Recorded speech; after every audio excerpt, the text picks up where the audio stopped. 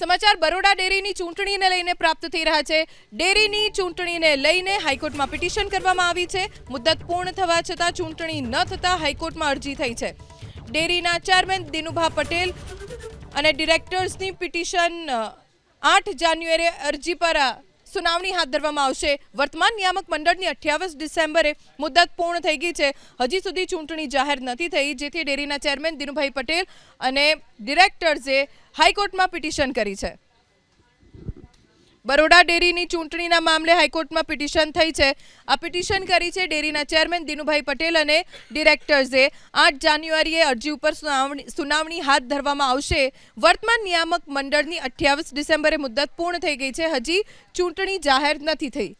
8 જાન્યુઆરીએ અરજી પર સુનાવણી હાથ ધરવામાં આવશે। વર્તમાન નિયામક મંડળની 28 ડિસેમ્બરે મુદ્દત પૂર્ણ થઈ ગઈ છે, હજી સુધી ચૂંટણી જાહેર નથી થઈ, જેથી ડેરીના ચેરમેન દિનુભાઈ પટેલ અને ડિરેક્ટર્સે હાઈકોર્ટમાં પિટિશન કરી છે।